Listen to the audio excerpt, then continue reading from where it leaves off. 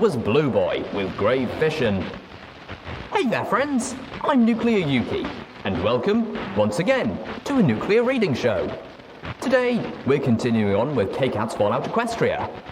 If you're enjoying what I'm bringing to the cold, dark wasteland, don't be afraid to tell your friends about me, or find me on Twitter as Nuclear Yuki. It's a big help. Oh, and a bit of a disclaimer, since the gangs can be a bit feisty, Fallout is owned by Bethesda, and Hasbro made My Little Pony Friendship is Magic. With all that said and done, welcome, friends, to the Wasteland.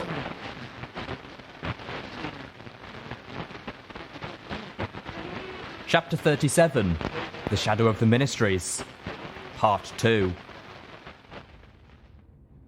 Oh, goddesses! Velvet Remedy whimpered. Littlepip. I was studying the elevator schematics Steelhooves had found on my pip-buck. Velvet had been watching me, and I realized what she had just seen. I looked at her, then looked away and nodded. I didn't have anything to say. Steelhooves whinnied. I put up a hoof, signaling for him to say nothing. I didn't know if his words would be an "I told you so" or a guilt-laden apology, and I didn't think I could handle either. I'd saved him, and it had cost me a bit of my poniness. What was done was done. I couldn't say I didn't regret it, but I could say I would do it again, even knowing the outcome. Really? I said, feeling a hitch in my throat. It's not that bad. I hardly notice the itch anymore. I shifted my attention to the shaft and the elevator below. I focused, reaching out, attempting to manifest my magic on the far side of the shield. This was a bit of a new trick, but there was no reason it shouldn't work. I remembered the super alicorn from the Philadelphia crater whose shield was so powerful she couldn't manifest magic through it. This shield was nothing compared to that one. I thought of Velvet Remedy casting her anesthetic spell inside the alicorn's shield. I could do this. I was satisfied to see the glow of my magic surround the elevator car. I focused on the thick yet simple clamps beneath, rotating the screws that held them together until I heard them fall apart. Concentrating, I slowly lifted the elevator car upwards, pulling it towards the energy shield. I held my breath as the top of the car reached the field of blue light. Moment of truth. Was Velvet right? The car continued to lift, gliding through the field as if it was nothing but a film of water.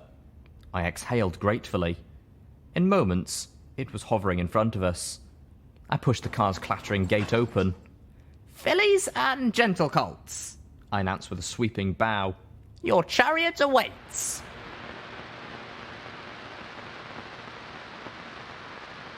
As I floated the elevator car down towards the basement, Velvet Remedy and I rode alone. The three of us had barely gotten onto the elevator when we realized the problem. With Steelhooves' extra bulk, there was barely enough room for the three of us. There was no way we would be able to fit Calamity in two, or maneuver. Steelhooves pointed out if there was a turret waiting for us at the bottom.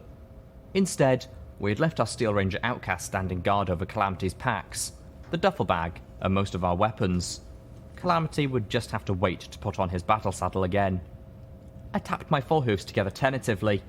I stared at the floor of the elevator. Finally, I asked Velvet, "Little Macintosh?" Velvet Remedy hissed. "Wrong question." I was startled by the vehemence in her voice. "You should have asked about Pyrelight." Oh, I felt a twinge of guilt. "Pyrelight's not in the building according to the security system. She never got trapped in..." I stopped, feeling a sinking sensation that chilled my heart and stole my breath. The elevator car stopped moving with a jolt as my eyes widened. If Pyrelight never made it inside, that meant she was still out in the pink. A whole night in the cloud meant death. "I asked her to get our things as I brought Steelhooves inside," Velvet said morosely, "but I got magically thrown into that prison, that chamber, before I could prop the door open for her." Velvet looked at me with a heartbreaking expression. "I have to imagine she gathered little Macintosh and all your precious weapons, hoarded them someplace, then sat outside and waited for me." I cringed, a whimper strangling in my throat, but Velvet shook her head. "Pyrelight's a smart bird. She's a survivor. I have to believe she wouldn't wait that long. That she'd fly out of the cloud, out of Canterlot, maybe all the way to Glyphmark and Zenith." She turned away. but I saw the drops fall from her, marking dark spots on the floor. As long as the pink cloud didn't get worse too quickly, as long as she wasn't taken by surprise, I have to believe that. Speaking with confidence I didn't really have, I assured her that she was right. I started the elevator downward again.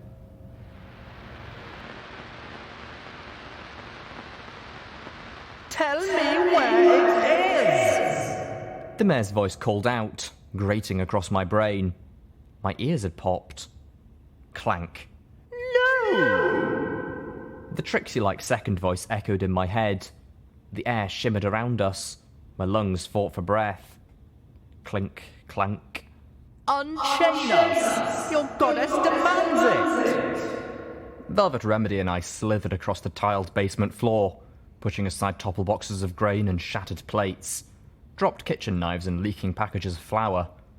At first, we had crouched to be stealthy, but now we did it just to breathe. No. If I unchain us, you'll kill us both. You are trying to kill me already. Better we both should perish. Clink, clank, clink. I coughed, my abused lungs struggling for air. The sound was high and tight, not like a pony's cough at all, and that worried me. Velvet Remedy did the same. Her cough's more like a newborn squeak toy than any noise that should come from Velvet's throat. We both froze, ears perking and swivelling, as we prayed the kitchen's other occupant hadn't heard us. We must throw a party! Our goddess demands it! The Alicorn hadn't heard us. She was too busy arguing with, as far as I could tell, herself. I reached the end of the counter and peeked around it cautiously. The forest green Alicorn was wrapped in heavy chains that bound her to a thick set of pipes in the ceiling. She stood there, looking around frantically, searching for something, a frightened but intelligent look in her eyes. Suddenly, her demeanor changed, her eyes locking forward with a glare and her face contorting in rage. She lunged, throwing herself against the chains that bound her. I am your goddess! The Trixie-like voice raged.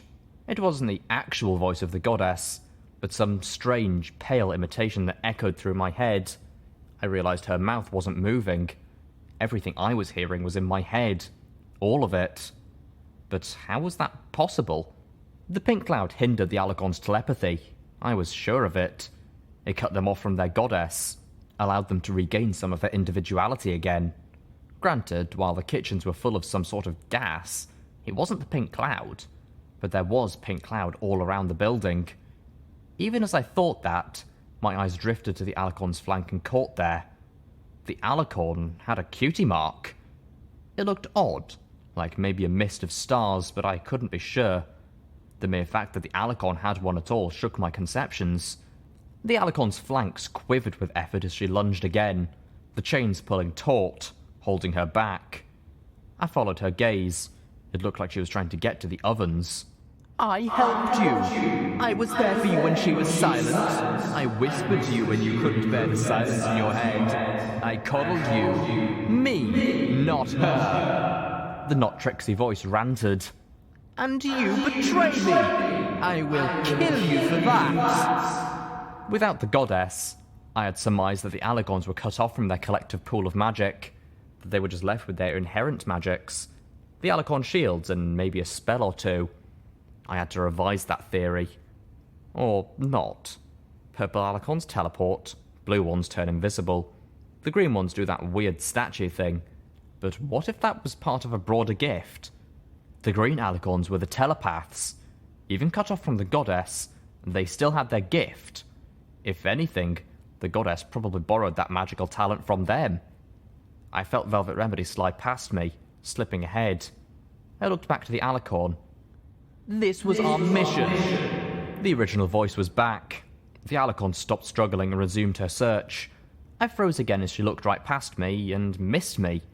The Alicorn was showing Raider tier obliviousness.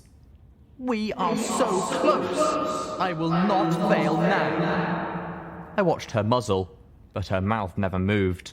This whole argument was taking place in her head, and by extension, in ours. And then I saw something that rocked me. The Alicorn's cutie mark had faded away.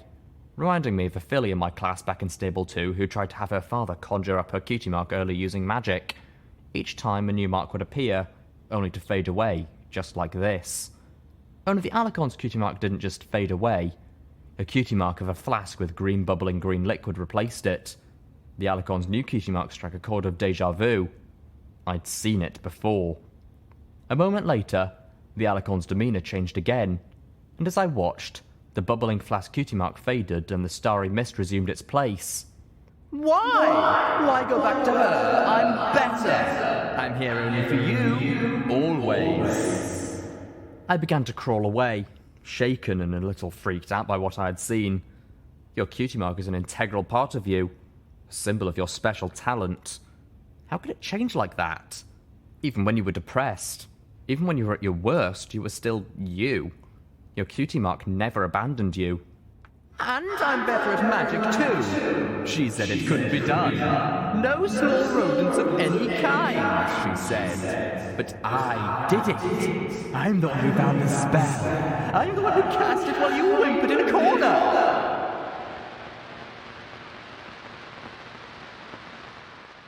Calamity was curled up in the far corner of a small cell behind both a magical shield and a locked gate. I had to hold my breath while I hacked the security terminal that dropped the shield. And even a yard up, the air became impossible to breathe. Cracking the computer took me several tries. It was difficult to concentrate, especially with the Alicorn's telepathic argument being broadcast non-stop in my head. The moment the shield had vanished, Velvet and I scrambled on our bellies to his cell. Velvet reached her hooves between the bars, touching them to his as he slid close. Don't! He squeaked, seeing me eye the lock. I froze, not from his warning, but the high-pitched, squeaky voice that had come out of his muzzle. Hydrogen. He squeaky warned. The air's full of it. One spark from your gun or your horn, and we're all roast. It was like listening to a small woodland creature, only cuter and sillier. I snorted, trying to hold in a laugh. I tried to distract myself with the seriousness of our situation.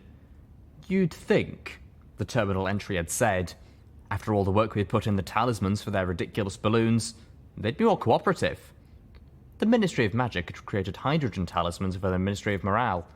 There was probably one in the high-security storage down here, and it had been activated. But if I couldn't use magic or weapons, how was I going to get Calamity's cell open? Better figure something out fast, Littlepip. The woodland critter voice coming from Calamity insisted. This place is going to become unbreathable in, give it another hour. I reckon the only reason it's taken this long is because this place is huge. I covered my muzzle with both forehooves, tears in my eyes. I can't mention it there being a hangar down here. He added squeakily. That did it. I couldn't hold it in anymore. Despite my difficulty breathing, I found myself laughing so hard I was rolling on the floor. The high-pitched sounds of my own laughter just made me guffaw harder. Yeah, yuck it up, why don't you? Calamity glowered at me, and now even Velvet was laughing. But would one of y'all kindly get the damn key and get me out of here before that Alicon drives me crazy? He was hilarious.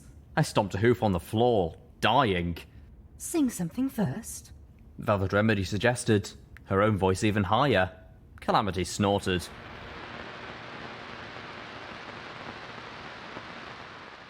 Thank you, Al, Calamity said as he slipped something pink into his pack. I blinked, realizing he'd managed to pilfer something even under these conditions. Now let's get out of here before that crazy lady downstairs manages to blow this building up to the Enclave, Calamity suggested urgently as he shrugged on his battle saddle, his voice almost back to normal. Velvet Remedy looked fretfully back at the elevator shaft. I wish I had a way to help her, she said softly.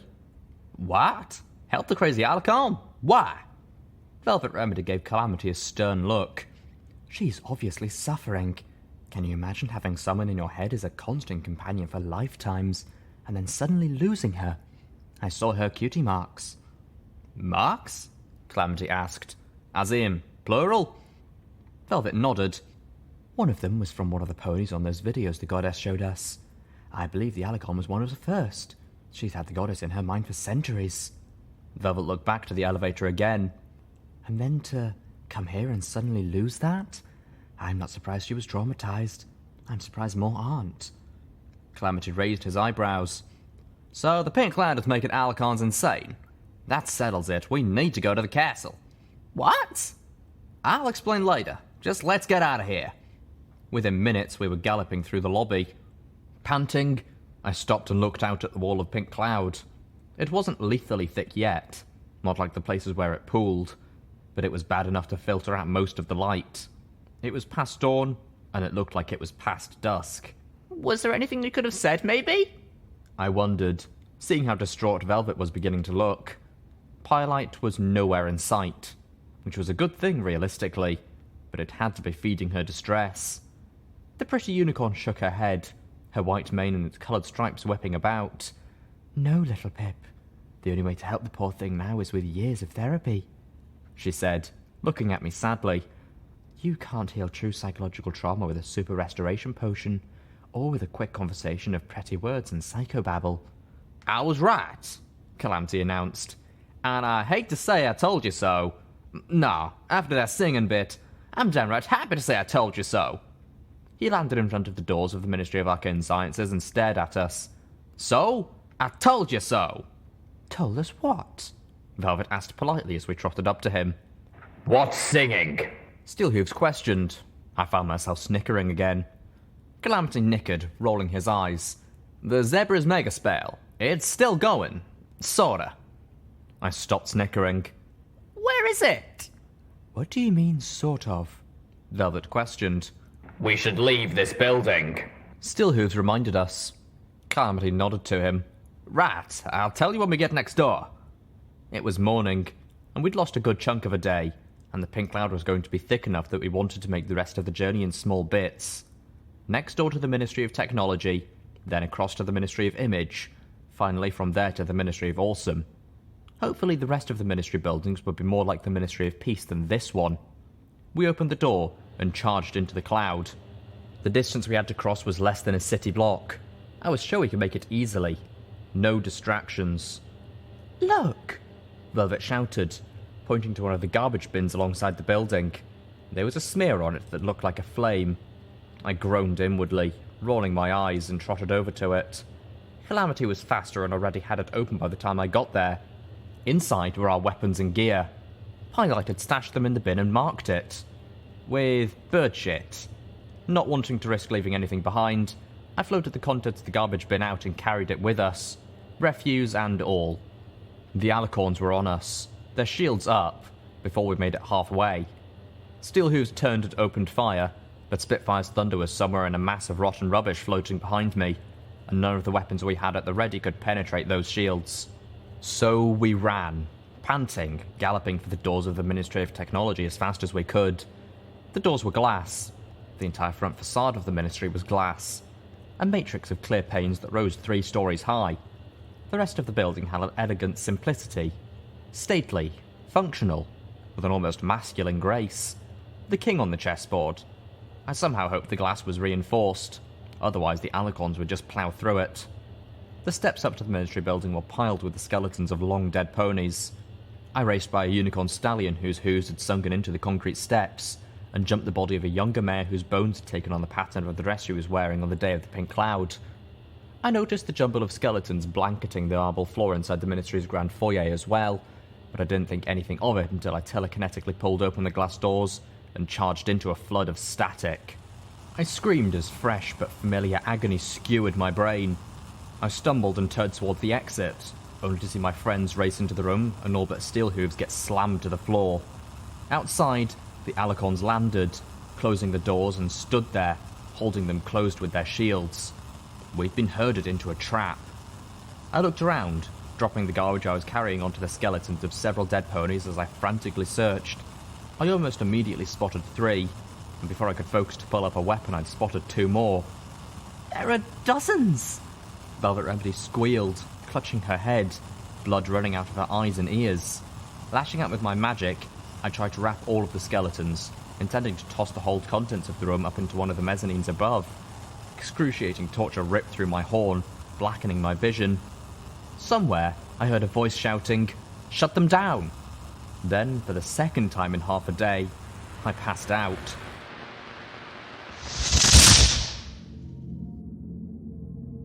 The Star Orb. I was locked into what seemed like the longest, most boring memory ever.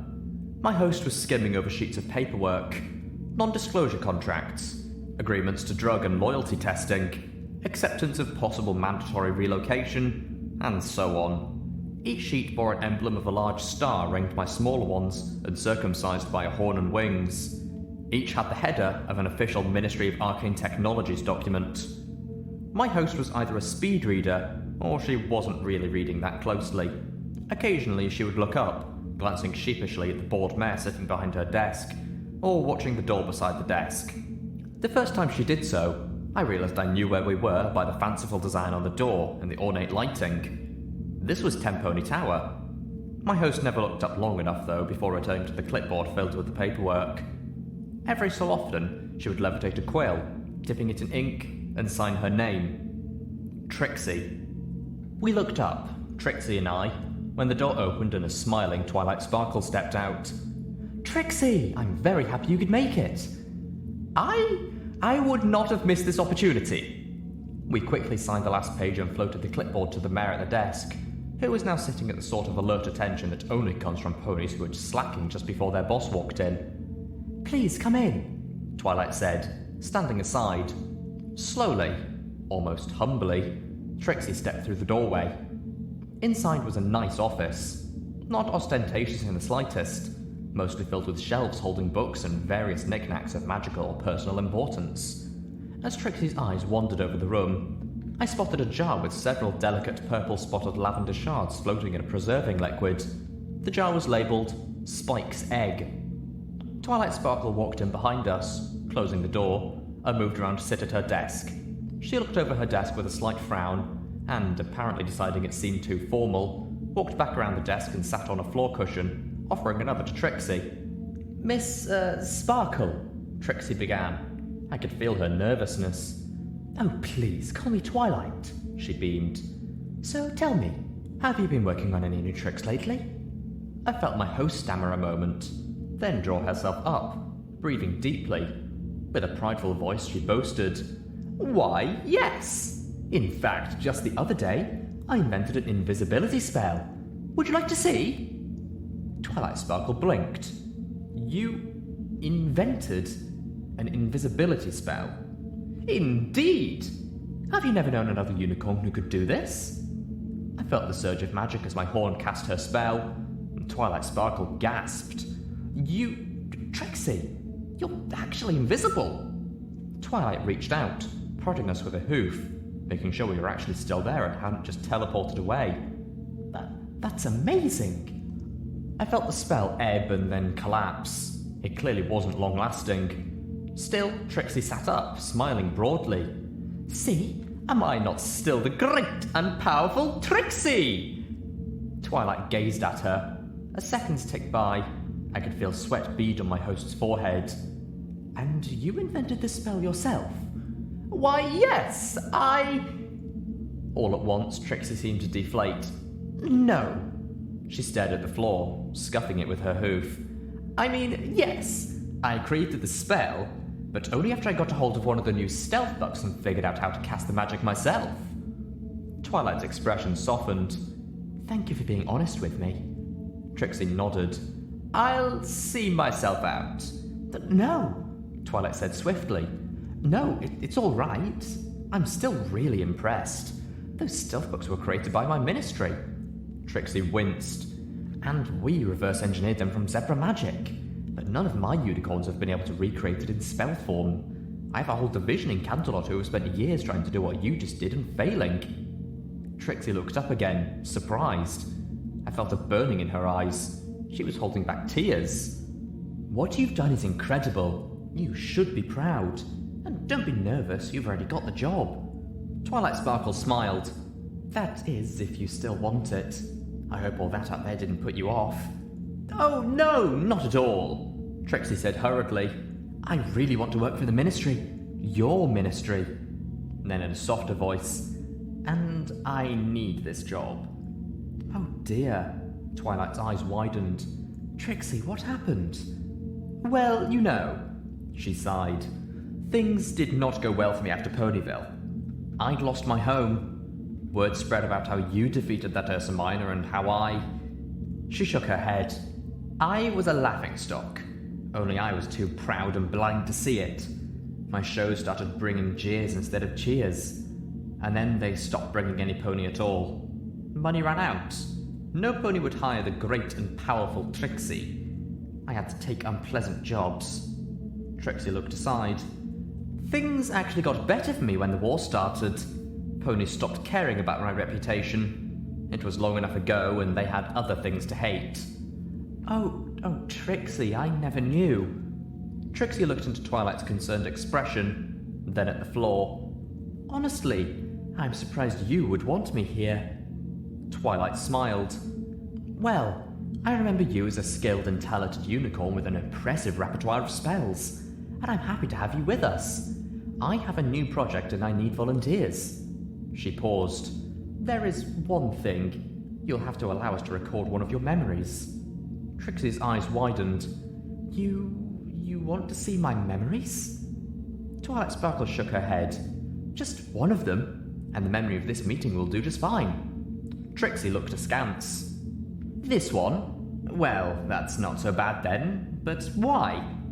This war, Twilight Sparkle explained, will be won by the side with superior magic. We're working on a potion that will transform a normal pony into... She paused, and then spit it out. Into an alicorn. Trixie gasped. And no, I'm not joking. We're ready to test it, and I wanted to ask you to be the first. Twilight Sparkle looked nervous. She understood the gravity of what she was asking of my host, even if Trixie really did not. An alicorn? You mean like Princess Celestia? And Princess Luna, yes. Twilight's tone was very serious. This is transformation magic of the highest order. We will need a memory of yours for comparison, before and after. We don't think that being changed into an alicorn will affect your psyche, but we can't be sure. With that, she put a gentle hoof on Trixie. We've taken every precaution. I wouldn't ask any pony to do this if I wasn't absolutely sure and that it would be safe. But still, I know it is asking a lot. Too much. This potion would change who you are, what you are. Trixie gulped. If you don't want to do this, you can back out at any time. Twilight Sparkle smiled. And I promise you'll still have a job with the Ministry. I'll make sure of it. Trixie was silent for a long time. I could feel a tremor pass through her. But then, slowly and softly, she said, I'll do it. I don't mind being changed. I'm not the greatest fan of who I am anymore. Haven't been for a long time. Maybe this way I'll actually be able to be who I thought I was. Twilight Sparkle's eyes danced with joy. Then welcome to the Ministry of Arcane Sciences, Trixie. If you don't mind, I'd like to get started right away. Twilight Sparkle stood up abruptly, moving towards the door. Are you free the rest of this weekend? I'd like you to come out to Maripony with me. I've got a couple ponies who I'd really like you to meet. She let out a little squeak. Oh, I can't wait to see their faces when you turn invisible. Who? Trixie asked as my host got up, trotting after her. Twilight turned back with a smile. Gestalt and Mosaic. They're my head researchers. Twins and some of the most amazing spellcasters you'll ever meet. With a sheepish grin. Next to you and I, of course. I normally leave them in charge of my ministry hub in Canterlot, but they're at Maripony now, overseeing final preparations. You'll like them. They have a cute way of finishing each other's sentences. Twilight grinned. And you'll want to hear something really impressive? I've seen them finish each other's spells, too. Finishing each other's thoughts and each other's spells. The foundations for telepathy and spell sharing. An epiphany washed over me. I suddenly understood why there were 3 breeds of alicorn, why they had the abilities they did, and even why all the alicorns were female. Dozens of ponies were absorbed into what had become the goddess, but it was Trixie's mind which became dominant. The behaviour of my host wasn't much like that of the goddess, but there were shadows of her there. The goddess was lurking in some part of her psyche, just waiting to be tapped. But it wasn't just Trixie who held power. There were 4 ponies within the amalgam that formed the goddess, who were powerful enough to exert influence over the alicorn's creation process. Blue is invisibility. Purple can teleport. The greens are telepathic and can work together to create greater effects with their shields. 4 ponies, all mares. I wondered if the goddess consumed me. Would a new breed of alicorns begin with extra powerful telekinesis? Would Red Eye be only able to create alicorn stallions? My thoughts were interrupted as Trixie stopped, asking nervously, "And they'll be impressed? With me? Oh, I guarantee it!"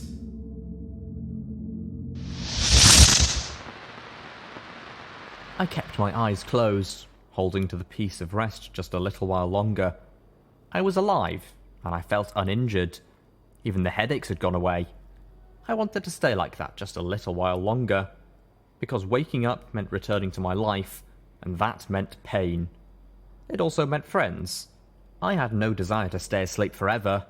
Just a little while longer. A few minutes. That was all I wanted. The noises around me were strange.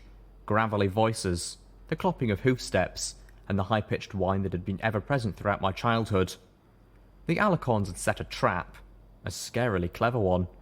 When I'd fallen into the reflecting pool, the alicorns had observed how I dealt with traps using my telekinesis, and they had not only anticipated it, but used it against me with a trap that attacked me faster through my magic. The realization was terrifying, and I had no idea why it didn't work, but they should have killed us all. My eyes opened to the overly familiar sight of a stable clinic ceiling. Wait, what? "Welcome to Stable City," rumbled the voice of a stallion standing nearby. His eyes glowed as his rotted body shambled towards me, the filthy evening cloak on his back having melted into his skin. I looked about. The architecture hit all the familiar stable notes, but every pony around me was a Canterlot ghoul. The ghoul stallion stomped, drawing my attention. "Now we have treated you and your friends. Consider that on the house for the show your party put on yesterday. We in Stable City are willing to extend the benefit of the doubt to any pony that those monsters hate so much." He reached up a fetid hoof and tapped my horn warningly. I could see he wore a pit buck. It was melted to his flesh like mine, only his had a broadcaster attached, or that had mercifully been switched off. "But only so far. The broadcasters out in the foyer keep those monsters outside. Most of us have taken to wearing them as well, in case we need to step out." He saw my eyes widen. Don't worry. None of us keep them on while we're inside. The static is highly annoying. Unless you're on guard patrol, or unless you give us a reason to. One wrong step, and every citizen of Stable City becomes walking death to you living folk. So would you and your breather friends behave now? Clear? I nodded. Very clear. "Now, I believe there is someone who's been waiting," the ghoul stallion began, only to be cut off by the sound of a squeal from Velvet Remedy somewhere nearby. It seems to have found your other unicorn first," the ghoul concluded. But I had already jumped down and was racing through the clinic, dodging between ghouls. I slid to a stop as I spotted Velvet, and then trotted forward, feeling a warm smile break across my muzzle. She was sitting up in a medical bed, her face full of joy, with pie-light dancing gleefully through the air around her.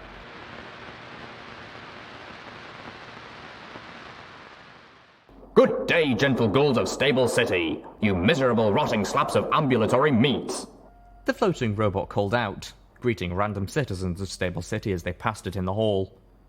Calamity walked beside me, having found the hallway of the stable too confining to fly in. The ghouls gave us odd and curious looks as they passed. "Littlepip, you lost part of yourself," Calamity was saying. I looked down at my pit-buck foreleg, and a pained frown immediately swept over my muzzle. I forced myself to smile. "More like I had something added, actually." "Don't go using specific details to muddy the issue," Calamity warned. "The truth is, a loss like that pains a pony. And I'm not talking just physically. And it ain't brave to pretend you ain't hurting. And ain't smart neither." I stayed silent. "When Velvet Remedy lost her leg," Calamity recalled, "she was a right mess, even after she got it back." "I'm sorry, Calamity," I chuckled wryly, "but I don't think I'll be indulging in the same therapy." "Don't be a manico's backside, Littlepip," Calamity said crossly. "When we get out of here, we need to go back to Ten Pony Tower, and y'all need to spend—" "No!" I barked. I looked at Calamity, his wings up and his eyes wide, clearly taken back by my abruptness and the strength of my refusal. More pleasantly, I complained. "We've become experts at not getting what we need to do done. After Canterlot, we go right to Splendid Valley. No more delays, no more side quests, no more distractions. We get the damn job done. Calamity didn't speak for a while. In the background, I could hear the robot saying, "Hello, ma'am. I do hope the morning finds you in good health. As if that could ever happen." We rounded the corner and found ourselves looking at a stable atrium. The place had been renovated to hold a plethora of shops and small stands where Canterlot ghouls traded goods and services for bits and wares. As we started down the stairs, Calamity asked me softly, "Are you okay, Littlepip?" It was a stupid question considering the conversation immediately prior, but I ignored that as I heard the concern in his voice. "I'm weary, Calamity. I'm getting worn out," I admitted dourly. "I just need this job to be over, to get out from under this threat, this mission." I looked up, scanning the stable city marketplace, and then after that I can rest. Maybe when this is over, I'll just lay down and take a nap for a century or few, but not before. We reached the bottom of the steps. The place looked like a right lively little necropolis. The only thing that struck me as missing was any sort of diner or foodstuffs vendor. I supposed ghouls didn't really need those. I was suddenly keenly aware of how hungry I was, and how long it had been since I had eaten. "How about you?" I asked in return as we approached a store labelled Calibers Guns and Ammo. "Me? I'm doing..." He paused as I turned to him and pointedly raised an eyebrow. "It ain't fair throwing my own words back at me." "I didn't say anything." He neighed. Then, brushing his brow beneath his desperado hat, he admitted, "I'm not doing so good, actually. I keep thinking about those bandits back at Abu, and the ponies up Buckling Cross." He frowned. "And now the bandits I could rightly live with. According to the old man, half of them came from Abu, but they were still bandits, and they were still ambushing a merchant." He looked at me. "I know y'all think being a bandit is a downright noble step up from being what the folks in Abu were, but from my perspective, the moment those folks in Abu started killing folk for their meat, they weren't no better than bandits." I nodded. My own feelings were considerably different, but my horrific actions in Abu voided any validity that those feelings may have had. "But Buckling Cross? That's another matter." Calamity shook his head, nickering bitterly. "We went there demanding something, and ended up killing him for it." "That's..." My jaw dropped.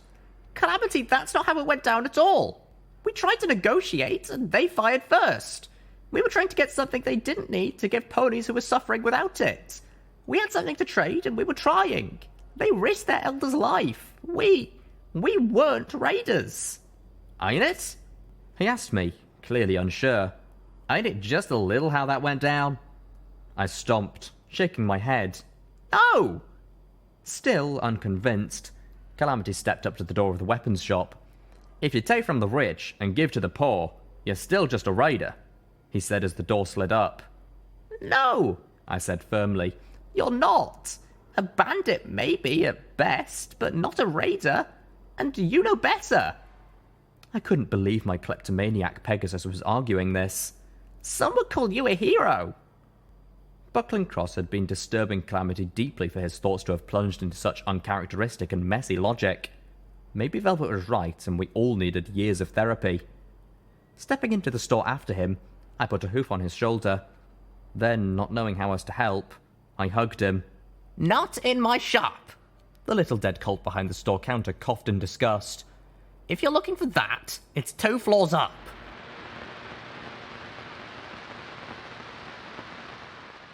The Colt shoved the missiles across the counter to Calamity. "1 or 2 of these anti-armor missiles are pretty much guaranteed to take down an Alicorn's shield and make a very pretty mess of the winged bitch inside." He looked to what Calamity was offering in return. Leave it to Calamity to not only retrieve all of our weapons and supplies, but go through the garbage for anything else that might be good for a trade. "This will get you these 5. Toss in one of those magical energy weapons and I can give you all 8. Calamity raised an eyebrow. He was no Velvet Remedy, but he had a fair bartering chop of his own, and I could tell he thought he was being snookered. 3 missiles don't equal a top-of-the-line magical energy weapon, not even if they're as fancy as you claim they are." The Colt bit. "Oh, they are. What are the benefits of living in the Ministry of Wartime Technology? We have all sorts of toys you living folk haven't even heard of." I was willing to bet he was right. I was also willing to bet most of it was either in questionable prototype stages, or stock too limited a supply to sell. "If these work so well against the Alicorn shields, then why haven't you used them against the Alicorns?" I asked reasonably. It had been hard not to glean that the ghouls of Stable City had been fighting with the Alicons since they started showing up in Canterlot Ruins about a decade ago. From the impression I got, the ghouls were losing, and now effectively contained in the Ministry they now called home. The cult frowned. 8 missiles are not much use against a few dozen of those wing bitches. The magic rifle, on the other hoof, can rack up quite the kill count over a couple of years of sniping. Calamity whinnied. Well then, that sounds to me like the rifle is worth all 8. But I'll give it to you for 6, and we can call me the element of generosity. The cult made the trade, although from his expression, he'd be calling Calamity quite a few other things shortly after we left. Now, what do y'all have for rifle ammo? The cult shook his head, giving a snorting chuckle. I'm sorry, but I can't help you. If you want ammo, you'll have to look somewhere else. Calamity blinked, and then made an exaggerated act of reading the store sign. I thought you were the name of the store was calibers, guns, and ammo. How do you not have ammo? You only sell 2 things. The ghoul said a little dryly. My ammo's all stored in an ammo vent for safekeeping. Only the damn thing is busted and I can't get it to dispense, so no ammo. Calamity began to smile. Oh, I bet I could fix that for you. For what you say, a 10% discount on ammo? I thought Velvet would have been so proud. The ghoul's eyes lit up, literally, as he asked, Definitely, if you're sure you can do it. Calamity laughed. Well, with the number of times I've broken into the things to pilfer 'em, I reckon it might just do my karma some good to be fixing one up for once. He gave me a wink. Our early conversation still hung in the air, but it was good to see Calamity in brighter spirits. Calamity rubbed his hoof on the colt's head. Don't worry, Uncle Calamity will have it all taken care of.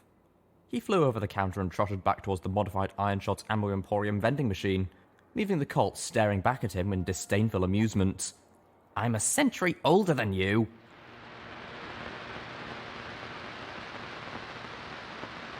So, what can you tell me about this place? I asked Caliber, the 12-decade-old Canterlot ghoul in the body of a colt as we watched Calamity work.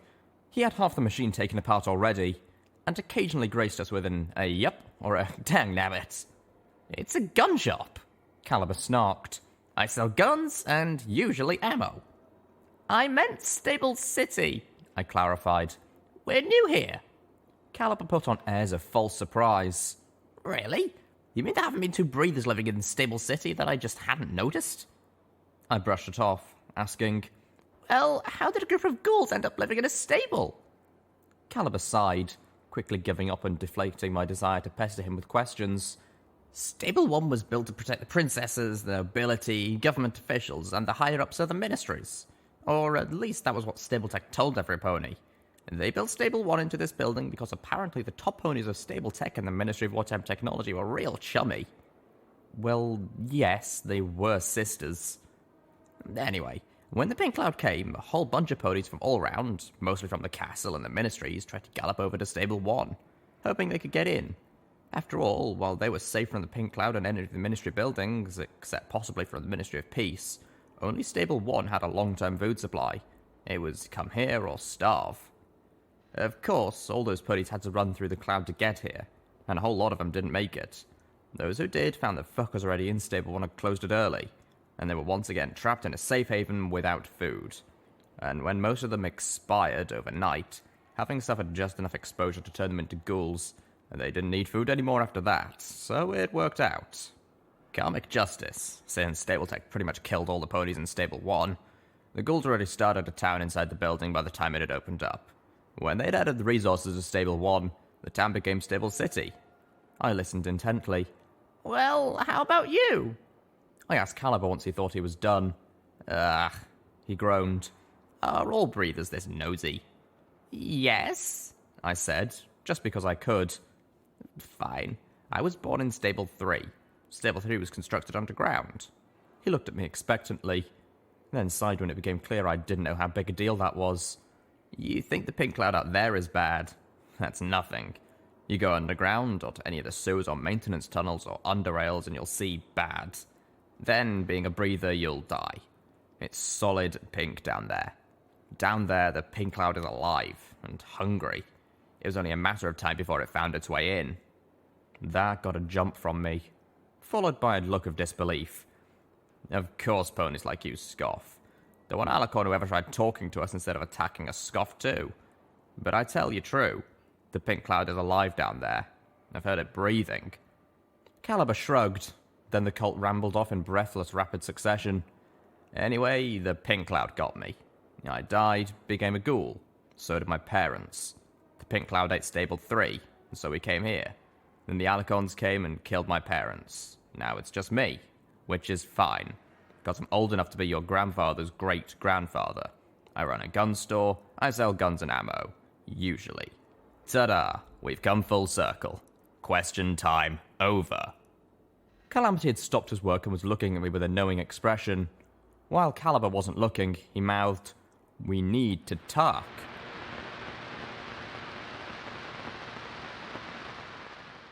A dragon? Yep, Calamity claimed as we trotted towards the open door of Stable 1. A big, mammoth, behemoth, super old dragon. Just beyond stretched a large, open area of the Ministry building, which had once been used for processing, but the ghouls had converted it into some sort of liberal arts common room. A two-pony band had started playing, one on a glass harp and the other on a glass harmonica. The music that floated in through the Stable 1's entrance was beautifully haunting, crystalline and strangely disorienting. It was the music of ghosts. "How is the pink cloud a dragon?" I asked, confusion overcoming my initial shock. "It's not exactly," Calamity struggled. "It's weird, okay. Look, you know how the zebra Balefire bombs work, right? They take a Balefire egg and weave it into a megaspell, talisman, thingy, or something. Anyway, the pink cloud megaspell was the same way.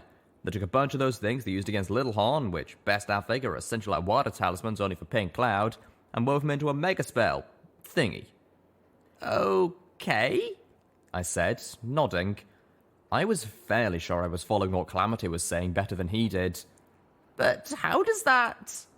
"Well, if you want to build a talisman that's going to last a really long time, or at least long enough to kill someone who's really hard to put down, what do you make it out of?" Oh. I had a sinking feeling in my gut. "You use gemstones." I paused as we reached a water fountain. Stable 1 had a functioning water talisman. I tested the fountain, holding my pip-butt close to it, but there was no sign of contamination. I ran it a bit, and there was no hint of pink. "Yep," Calamity said as I gulped down water from the fountain. It was not a true substitute for food, but it would do. This pink cloud megaspell talisman was just chock full of gemstones. I saw where this was going. "The dragon ate it, didn't he?" "Yep, and the dragon's a she. The dragon that guards the royal treasury, to be exact." As we reached the entryway, I paused, observing a glowing terminal. My curiosity got the better of me. "Hold up," I asked Calamity. I poked at the terminal, and was surprised to find that it had already been hacked, and the information on it was freely available to any pony who was interested. The information consisted of a single audio file. I downloaded it into my foreleg. Turning back to Calamity, I commented, "Okay, well, now the secret passage makes sense." "How do you figure?" "Well, Princess Celestia's school was obviously using baby dragons for something. They had to come from somewhere," I reasoned. "I think the princess had some sort of arrangement with the dragon. She got the biggest hoard in Equestria, and the princess got, well, her children." The royal treasury dragon was Mummy. Calamity nodded. "Well, it seems the dragon digested the megaspell or something, but it changed her. Became part of her. Right now, she's asleep in the treasury, and she's snoring pink cloud." Well, fuckety fuck. I now understood how Canterlot's pink cloud survived after centuries of week-long rains, and why the cloud was so dense in the underground passages. The cloud would have gotten into the secret passage, started eating away at its walls, and from there it would have gone everywhere. Sewers, tunnels, you name it. "She probably doesn't look a thing like a dragon anymore neither," Calamity mused. "You gotta figure she's fused to her hoard, the whole damn treasury." He kicked at the metal railing next to the steps leading out. "So much for dreams of looting the royal treasure. Such a waste." I rolled my eyes and then asked, "How do you know all this anyway?" Calamity turned to me. "'Cause while y'all were vacationing, I was stuck down in that hole with the crazy Alicon lady. Y'all just got a few minutes of Looney Town. I had that damn argument running through my head non-stop all damn night." He let out a loud whicker. I picked up a few things from all of that. A sign hanging on the wall next to the stable's gear-shaped moor read, Artistic Commons. No broadcasters, please. We stepped out over the open, gear-shaped door and paused, hearing the music more fully now. I felt the urge to move aside somewhere, lay down and forget about dragons and necromantic clouds and everything else, to just listen as the ethereal tones moved strangely through my soul.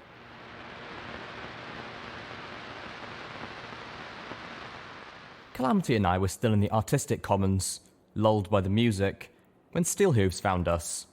The armour-clad ghoul trotted up heavily, stopping for us just long enough to demand, "Come with me." He was trotting back through the crowd of Canterlot ghouls before I even fully registered his presence. I struggled to my hooves, feeling sluggish, relaxed, and strangely off-balance.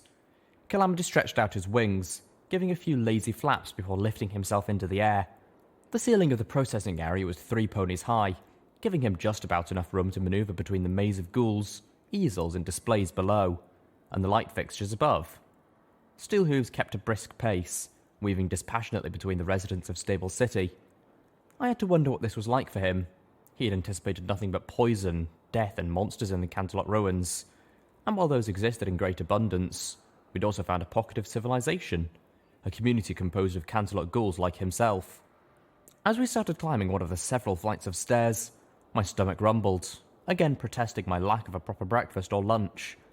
I distracted myself by putting in my earblobe and playing the audio recording from the Stable 1 terminal. The voice was very familiar, which made the beginning of the recording all the more jarring. There was a wetness in her voice. She had clearly been crying, but no more. Now, while the bitterness and sorrow remained, the hurt was gone, and a cold anger nested in its place. Hello, and goodbye. My name is Scootaloo. You probably know me as the Vice President of Stable Tech, the company who designed and built the stable you have taken refuge in.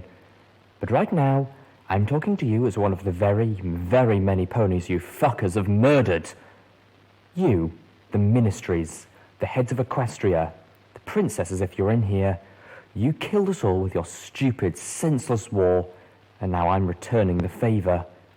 I'll admit, I gave a lot of serious thought to just keeping the door of Stable 1 from sealing properly, and letting you all die from whatever horror you hid yourselves from while the rest of Canterlot's ponies and the rest of Equestria perished. All the ponies that we were unable to save. But that's the whole point of the stables. Above and everything else, the stables are meant to save people. Yes, people. I'm happy to report that one of the stables has been built to serve as many of Equestria's zebras as possible, the ones that you fuckers shoved in a dump and tried to forget about. And Stable 14 is currently housing many of Equestria's griffins. But the stables were mostly built to save ponies. Even ponies like you. It is for that reason alone that you're all going to live out the rest of your natural lives in Stable 1, as well as your children, regardless of the conditions existing outside. I've seen to it that Stable 1 will not open so long as even one of you is still alive, which, if the princesses are in there, might be a very long time. No matter how fast Equestria heals, not even a single damn one of you is going to get to profit from what you have done. Equestria is something you ponies don't deserve. I hope your souls rot for eternity.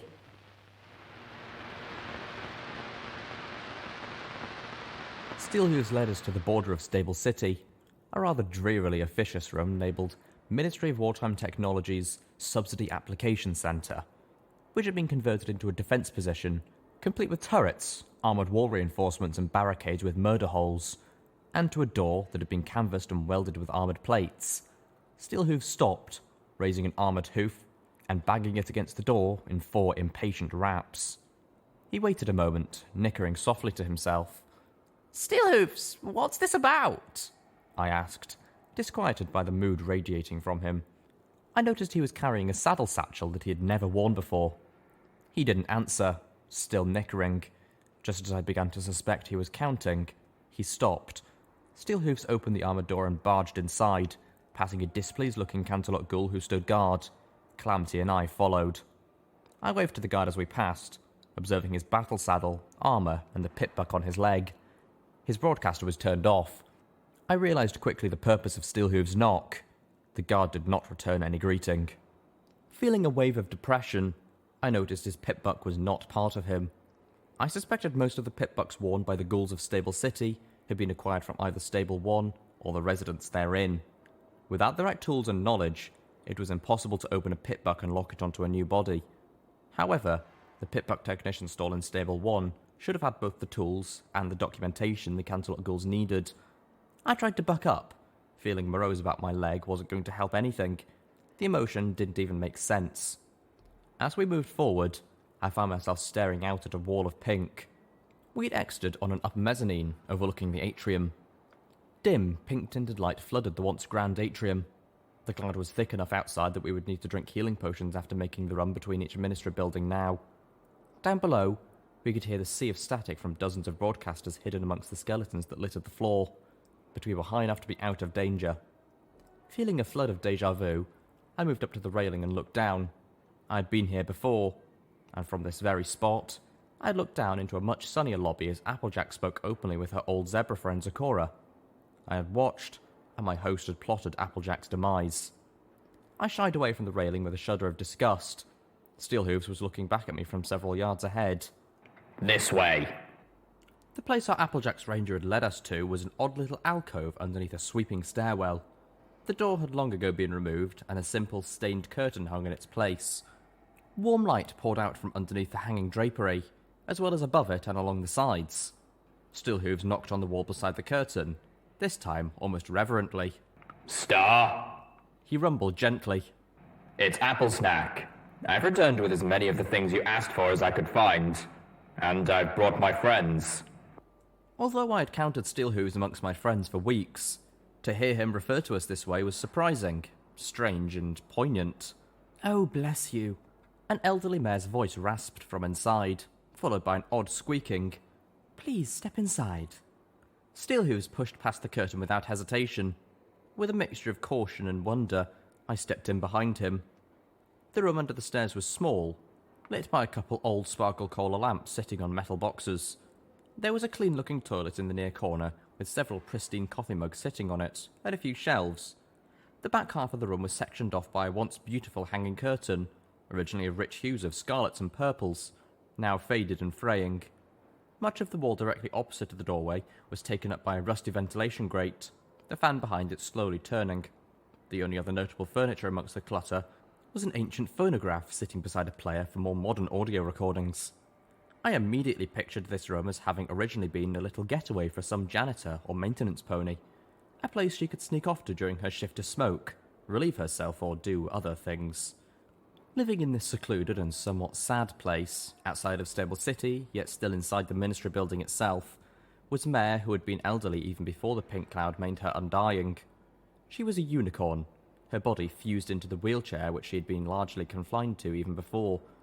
My first assumption upon seeing the curtain was that the next room held a mattress, but I realised now that not only did Canterlot ghouls not sleep, but this mare was not even able to lay down and rest. Still, she greeted us with a smile, her eyes wide and glowing. Thank you, Apple Snack. She beamed at us. It has been so long since I've had visitors.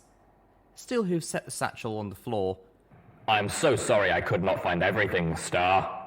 A violet light manifested around the unicorn ghoul's horn and enveloped the satchel. Oh, this is lovely, Star said, floating out several records and a few audio recordings. You've saved this old mare, Apple Snack. Truly you have. Books levitated out next. I was going to go insane if I had to read the same dusty old books one more time. She gasped as she pulled out a few boxes of old snack cakes. Oh, how thoughtful. The elderly ghoul's smile was somehow beautiful despite the condition of her decayed and warped body. I may not need to eat, but it is so wonderful to occasionally taste sweetness. I looked to Steelhooves. His stance was almost bashful. I could almost feel a warmth radiating off the normally dour and stoic ghoul. The elderly mare paused, a ghost of a tremble passing through her lower lip, and she swiveled away, turning the wheels of her chair with her magic, likewise magically tugging at the curtain to dab at her left eye. The chair squeaked as she rotated. I noticed that the larger wheels were still functional, but the smaller ones had fused rigid. The movement of the curtain revealed the wall behind was plastered with posters and images. I couldn't make any of them out, save that the lavender seemed to be the dominating colour, and that one of the posters boasted the word "Read." As the curtain fell back into place, I realised two things. First, I had no idea why the old ghoul had emotionally reacted to what my mind had labelled as a shopping run. And second, She'd been unable to wipe away the tear with the hoof because her forelegs were melted into the leg rests of the chair. I felt an involuntary shudder, trying to imagine living forever, unable to move. I immediately wanted to help this poor mare, and I felt very proud of Steelhooves. "But where are my manners?" Star asked abruptly, turning back with a big smile on her face as she floated the contents of the satchel away. "And where are yours?" she said without a hint of malice. "You haven't introduced your friends." Steelhooves whinnied, then turned to look at us. Calamity had been staring at him with eyebrows raised so high they nearly pushed off his hat. But now he broke into an almost smug grin. "Yeah, Applesneck, why don't you say you introduce us and quit hugging this pretty young gal off for yourself?" Calamity shot Star a warm smile and a mirthful wink. She rolled her eyes, smiling. Star, this is Littlepip. He said, nodding to me. And the Pegasus is Calamity. Littlepip, Calamity. This is Star Sparkle. "Well, howdy, Miss Sparkle," Calamity said. My smile of greeting faltered a moment. "Wait, who?" She's living here, outside Stable City, because she's being shunned. Steelhooves said, his voice carrying an edge. I blinked. Canterlot ghouls needed neither food nor clothing, and the Ministry hub provided shelter, whether in Stable City or not. But I'd learned that ponies need more than these things. Ponies needed companionship and some sort of social framework. And that is what Stable City provided them, as much as water, ponies' thirst for friendship. In shunning Star, the ghouls of Stable City had taken the one thing that they could, the one thing she probably needed the most. Because the ghouls of Stable City believe her daughter created the alicorns.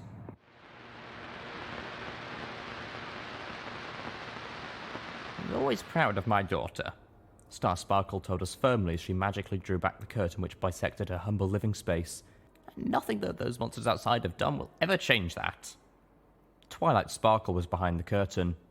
Every inch of wall space was covered in images of her. Everything from Ministry posters to ancient and yellowed home photographs, all of which seemed to be of Twilight as a young filly. There were open scrapbooks of newspaper articles featuring Star Sparkle's daughter.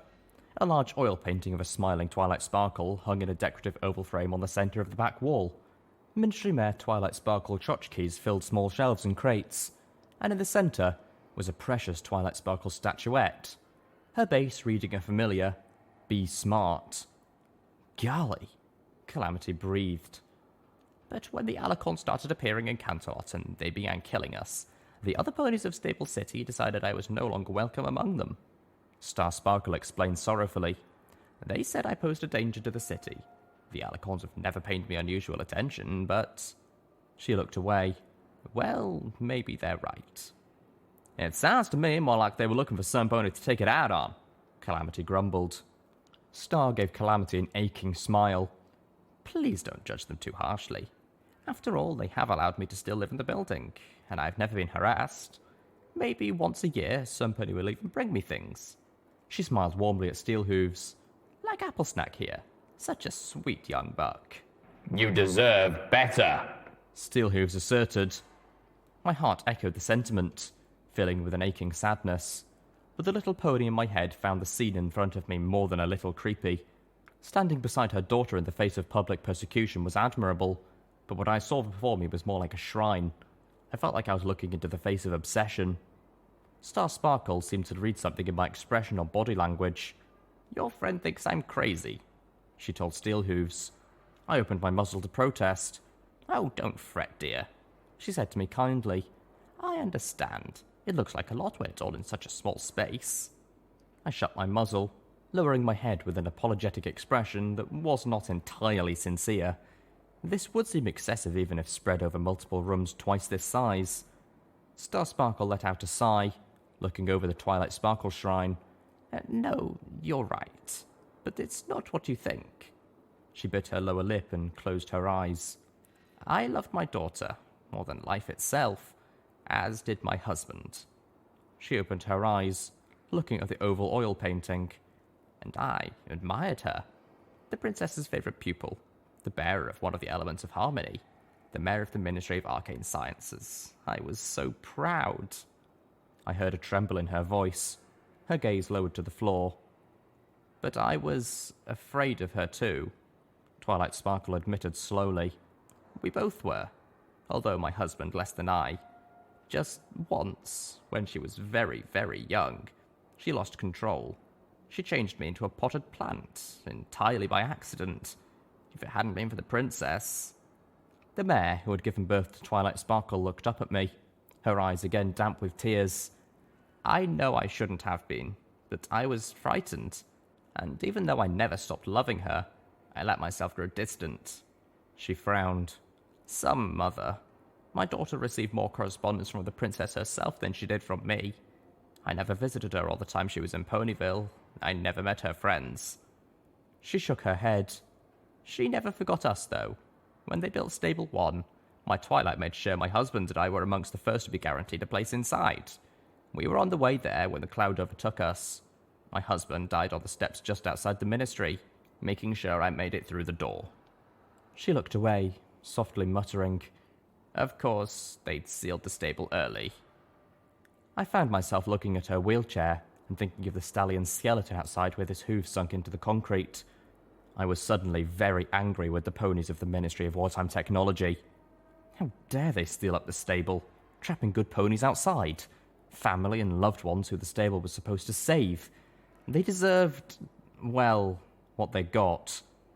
I suppose I've been trying to make up for all the distance I let fall between us while my daughter was still alive. I looked at the shrine with fresh eyes. This wasn't obsession, this was overcompensation. I come in here and talk to her, Star Sparkle told us. Sometimes I tell her how my day was, although not so much anymore since all my days are pretty much the same. Sometimes I read to her. She did so love books. Star smiled sadly. Sometimes I just tell her I'm sorry and that I love her. She looked away, a few tears escaping to drip from her cheeks. Sometimes, she admitted softly, I even think that I hear her say something back.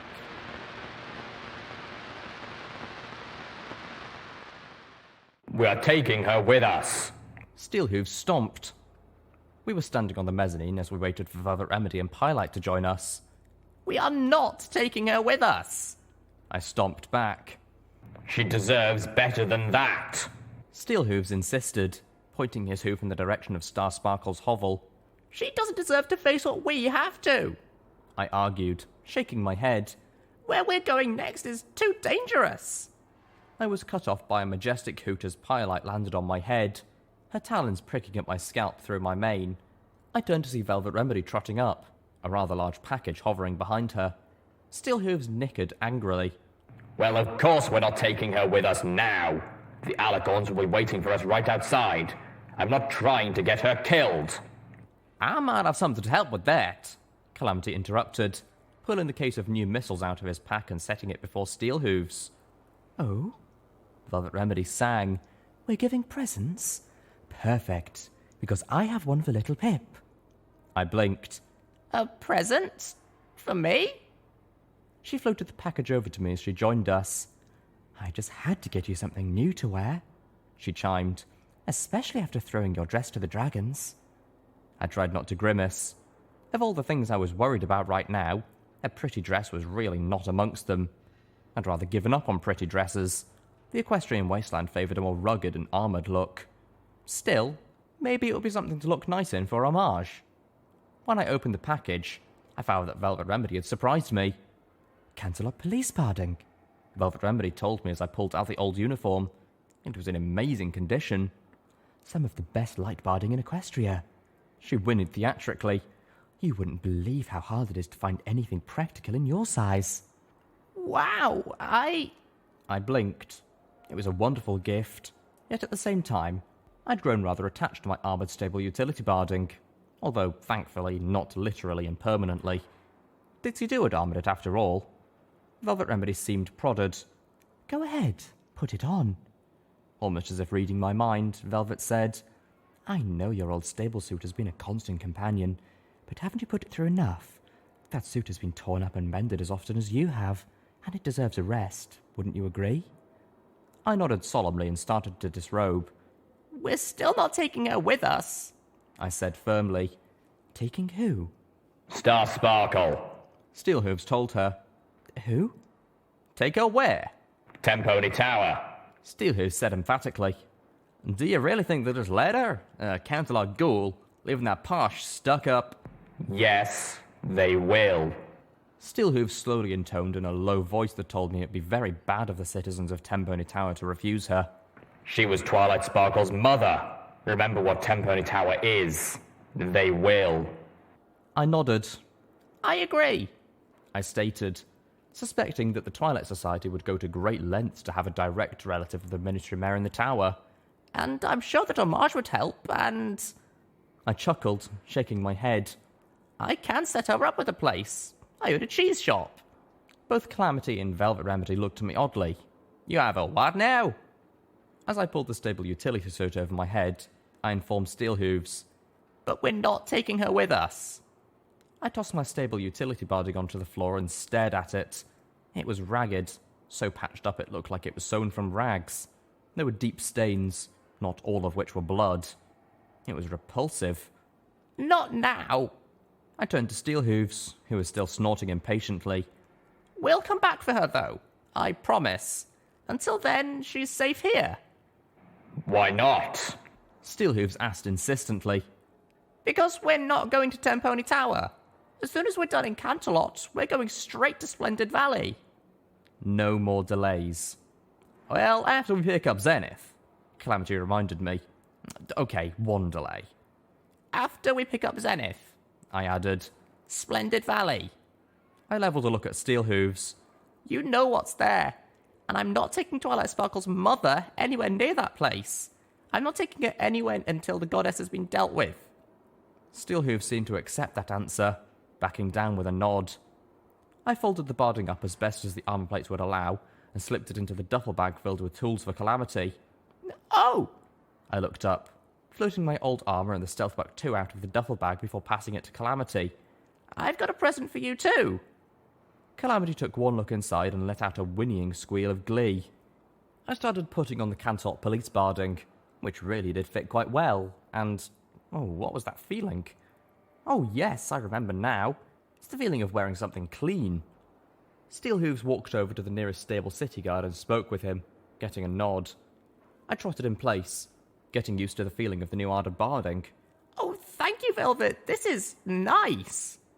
I paused, noting the colour. How does it look? Does it go with my mane?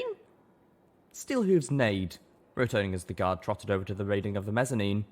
Honest opinion, I can't picture it on you. Not enough bloodstains. I gave Steelhooves a dirty look. Give her time. I shifted my attention to the guard, ignoring them both. The guard's horn began to glow. Sparks of magical light floated down and spread about amongst the skeleton-covered floor below. The static from beneath us stopped. How? I shut them off, the guard said simply. I'll turn the broadcasters back on after you leave. Shut them off? My hoof slapped my face as I remembered cowering in a corner of the Ministry of Magic lab, shooting frantically at a broadcaster. Of course, you could just turn them off. I was not a clever pony. I was, in fact, a very stupid pony.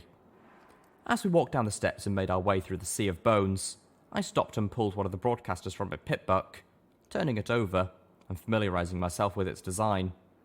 Well, ain't this obviously an ambush? Calamity said dryly, looking out into the pink. Where do you think all they went? There was no sign outside of a single alicorn. Hiding up on the roof or around the side of the building? Maybe the one they called Nightseer got tired of losing alicorns and called them back, Velvet Remedy suggested hopefully. Something in the tone of her voice betrayed that she didn't really think that was possible either. So, Calamity looked to me. What's the plan?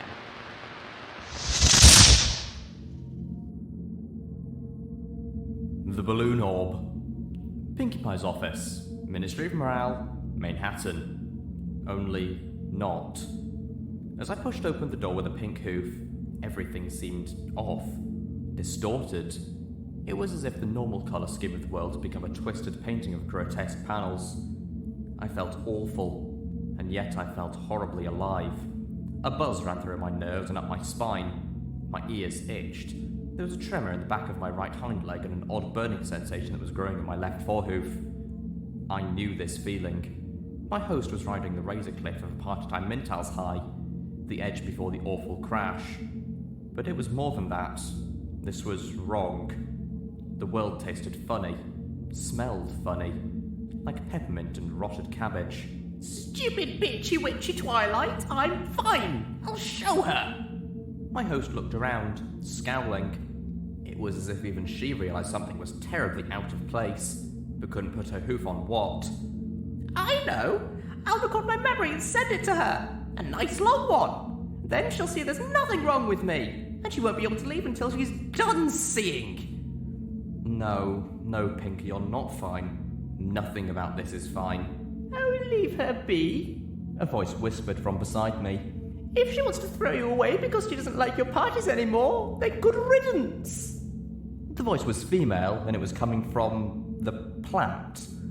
Yes, one of the potted plants in Pinkie Pie's room was actually talking to her. I saw the plant move, the leaves rustle as the voice drifted up from it. You don't need her. You don't need any of them. My host barely gave it, a glance. I thought she was my friend. Indeed, came another voice from the marbled paperweight on Pinkie Pie's desk. None of them see what you can see. They don't understand the pressure you're under. No, Pinkie Pie agreed. No, they don't. Oh, goddesses. Pinkie Pie was having a mental break. I was seeing what she was seeing in her head. Pinkie Pie continued to look around, and then stopped, staring at a tall, thin object concealed by a sheet. Where did you come from? She plodded over and grasped the sheet in her teeth, pulling it free. Before her stood a mirror. I saw my host staring back at me. Pinkie Pie, but not as I was used to seeing her. Her coat's colour was off. Her mane hung straight and limp. Her expression was cross and dour. This was Pinkie Pie right after her last party. There was a ribbon wrapped around the mirror with a note on it. Dearest Pinkie, I thought this might help you find your way. Rarity. Pinkie Pie scowled as she read the note. I'm not lost. She grasped the ribbon in her teeth and tore it away, then stared at herself in the mirror. You too, Rarity? She mumbled. Are all my friends going to abandon me? Can't trust any pony anymore. The paperweight grumbled. Pinkie Pie trotted to a nearby intercom, pressing her hoof against a button. Hey, there's a mirror in my office that isn't supposed to be here. Call somebody to pick it up. Yes, ma'am. A mare's voice crackled over the intercom, sounding oddly distant. Where is it supposed to be? I don't care. Take it to one of the fun farms or something. Pinkie grumbled. Just get rid of it. My host trotted back up to the mirror, staring. She reached out a hoof, touching the surface, and jumped back at the shock of cold. The image in the mirror changed abruptly. Now, looking back at us, was Pinkie Pie, smiling, cheery, objectionably pink, poofy-haired Pinkie Pie. Oh, hey! The Pinkie Pie in the mirror crawled out happily. Hello, Pinkamita. Oh, you don't look so good, which is bad because you're me. And that means I don't look so good. She had enchanted a small mirror. To look in it, you would see your reflection, just as with any mirror. But if you touched it or focused your magic on it, then a spell within the mirror took a picture of your soul, and then a second enchantment allowed the mirror to show that image. The mirror Pinkie looked at my host with concern. What's wrong with us? Who the hell are you? Pinkie Pie, my host, grumbled. Goddesses, this was bizarre, as if not downright creepy. I decided to think of them in different names just to keep my thoughts straight, although parts of me worried that was buying into this insanity. Why aren't you, of course? Pinkie Pie giggled. I'm the real you, which is weird since I'm totally high too. The reflection was high on PTMs? Or was that just Pinkie Mina's high warping? The reflection can't really be having this conversation in the first place since reflections can't talk. Just like paperweights and potted plants. This is a trick, Pinkie Mina hissed. Oh, you mean like a practical joke? See, they do really still care about you. Pinkie Pie paused, then brightened. Oh, hello, Littlepip. Hello? This conversation had taken a left turn into Weirdsville. Littlepip says, hello? Pinkie Pie proclaimed, beaming. Wait, what? Now Littlepip says, wait, what? Pinkie Pie giggled. This was impossible. You remind me of our friend Twilight Sparkle, Littlepip. She's not our friend. Pinkamena sighed. Not anymore. Pinkie Pie's eyes widened. She is so our friend. If she wasn't, she wouldn't be trying to help us. Pinkamena opened her mouth, but Pinkie Pie shook her head. And don't try telling yourself you don't need help. I know better, and that means you know better. I'm just trying to make ponies happy. Make them happy? Littlepip has a point. Pinkie Pie said seriously. You can't make some pony happy. You can only help them find happiness. Pinkie Pie pointed at the window. Look out there. Do they look happy? No, Pinkamena mumbled, looking any place but the window. They're not happy, Pinkie Pie admitted sadly. I think they're actually scared of us. This was what led to Pinkie Pie realizing she needed help. This conversation, that somehow, insanely, I was part of, was what pushed Pinkie Pie to... Pinkie Pie scowled at me from the mirror. You have to keep secrets, Littlepip. What? No. If there was any chance that I was just somehow communicating, then there were things that Pinkie Pie needed to know. I could warn her, I could save... Not listening, Pinkie Pie said, covering her ears theatrically. You can't tell us, Littlepip. But everything ends horribly. No, it doesn't. Pinkie Pie shook her head fervently. Then suddenly she was smiling again. Everything will end in sunshine and rainbows, she announced gleefully, and I was struck with the strangest sense of déjà vu. She pointed a hoof at me, or was it Pinkamena? As long as you're willing to face the fire, that is. What fire? Don't listen to her, the pot of plant insisted. She just wants you to fail. No, Pinkie Pie insisted. We have to do what's most important first. We have to save the other ponies before we save ourselves. You know what I mean, with those bad ponies at 4 stars, but then... Pinkie Pie smiled sadly. Then we do have to save us, don't we? Sunshine and rainbows. I wanted to tell her how absolutely impossible that was. Hell, the 2 things this world didn't have anymore. Pinkie Pie grew very cross, glaring at me through the mirror. Sunshine and rainbows. Pinkamena dropped to the carpet. She began to cry. How can I fix this? How can I giggle at the ghostie when I'm the ghostie? If a hug could heal pain, then laughter could heal fear. But the Ministries cast a big shadow. There were many ponies who needed to giggle. We need to stop, Pinkie Pie said solemnly. The whole Ministry of Morale just isn't helping. It's hurting ponies. And we need to stop. We need to get clean, and then record this memory for Littlepip. Then... The whole Ministry, Pinkamena moaned. We need to tear it all down. A big going-away party. The biggest ever.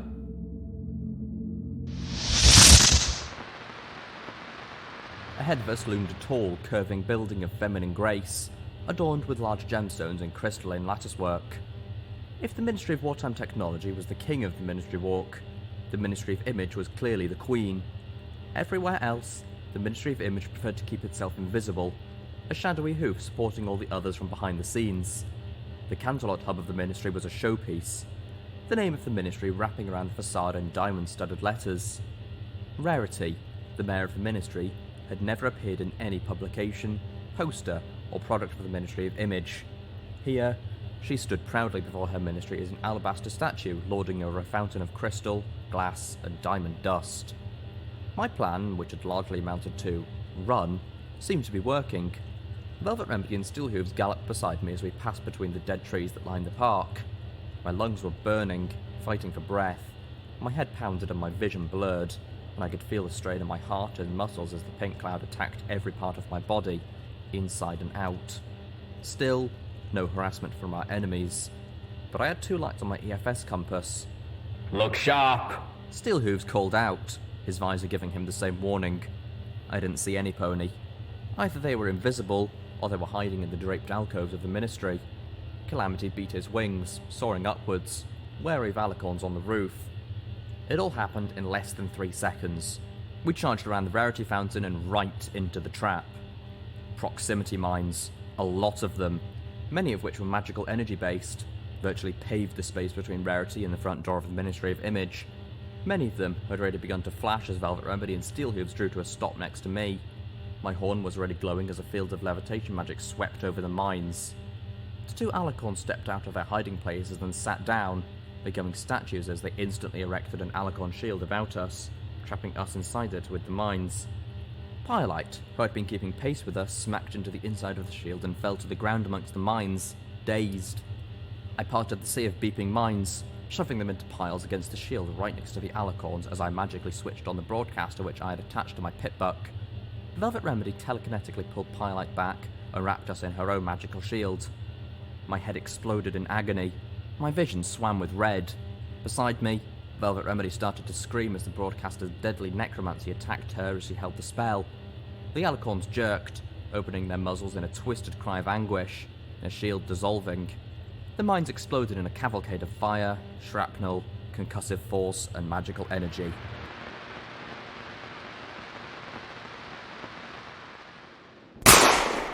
The turret exploded as Little Macintosh sent 2 armor-piercing bullets through its innards. A twin shot from Calamity's battle saddle took out the last of the 3 security turrets.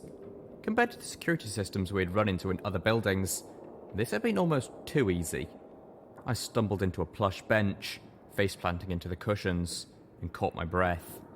The others settled down, imbibing healing potions. The pink cloud had harmed us more than the alicorn's trap and the turrets combined. I could smell something foul from the cushion, but I didn't care. At even a glance, I could see that much of the Ministry of Image was scumming to rot and decay. The furnishings and decor had been chosen for appearance, not longevity. "This don't bode well," Calamity said with a grimace. I looked up, pulling out a healing potion of my own. Shoving myself away from the blissful cushionless of the bench, I moved to where he was flying. Calamity was looking behind the lobby's greeting counter. Steel Rangers, dead, more than half a dozen of them. Sent by Cottage Cheese to retrieve the Black Book. Steelhooves noted solemnly, joining us. Yup, but what killed him? And who laid him out like this? I shook my head. Not a good sign indeed. I turned away, tipping the potion and letting its healing liquid pour down my tongue and throat. Calamity was flying over the bodies, pulling ammunition from their battle saddles. Velvet Remedy was looking over the image directory hanging on a wall between 2 columns of twisting marble. "And where are we expecting to find this book?" Velvet questioned. Rarity's desk. A secret safe in her office. Velvet nodded. "There's an executive elevator. For once, we might actually be able to be in and out as quickly as Littlepip keeps hoping." Calamity coughed into his hoof, a cough that sounded a lot like a comment about liking mares. Rolling my eyes, I checked my map and started towards the elevator. It was just down the right hoof hall and around the corner.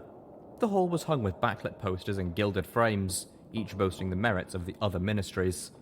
I pulled up short as I rounded the corner. The executive elevator was between 2 progress posters, one of which was the familiar image of the glee-filled mare and her hover robot, the other a group of ponies staring in awe at a glowing terminal. The elevator itself was richly designed, gilded with gold, and stuck open by the dead body of a Steel Ranger knight. The body of a scribe lay crumpled inside, slowly rotting. Her horn and the top of her skull had exploded, painting the back of the elevator car. Soft static poured out of the speaker in the roof of the elevator. "Maybe we shouldn't take the elevator," Velvet suggested as she caught up with me.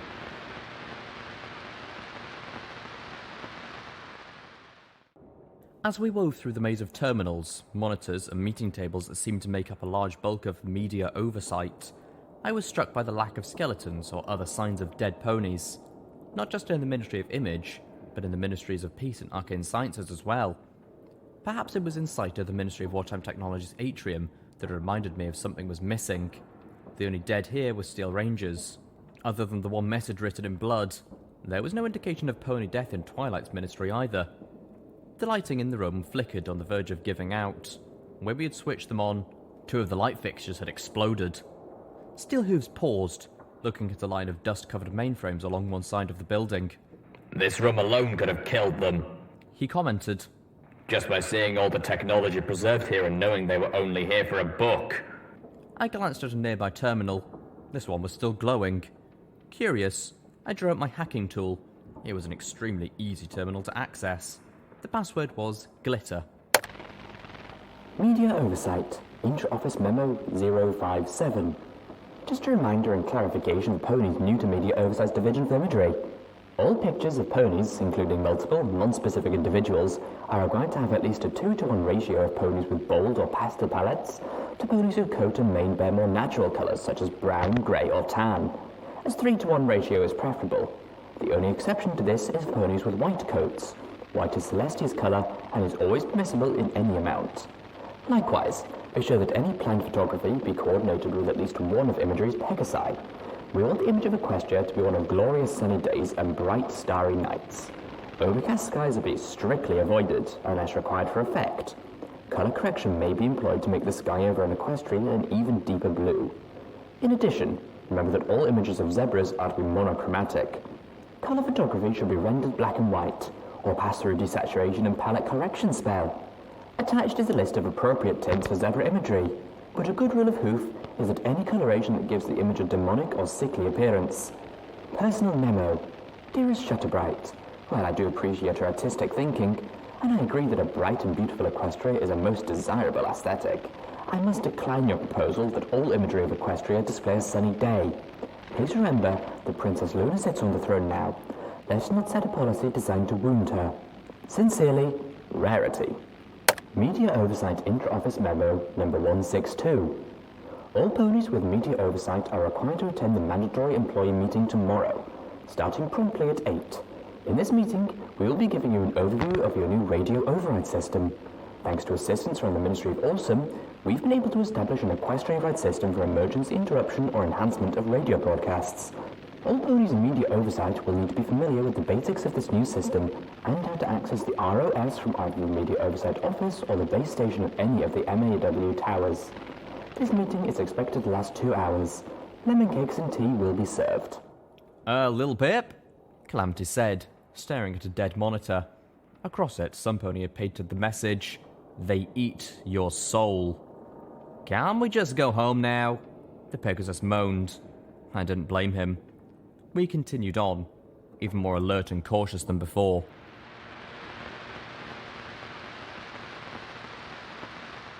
Dragon! Velvet Remedy gasped, echoing my own sentiment. Pilot let out a worried hoot.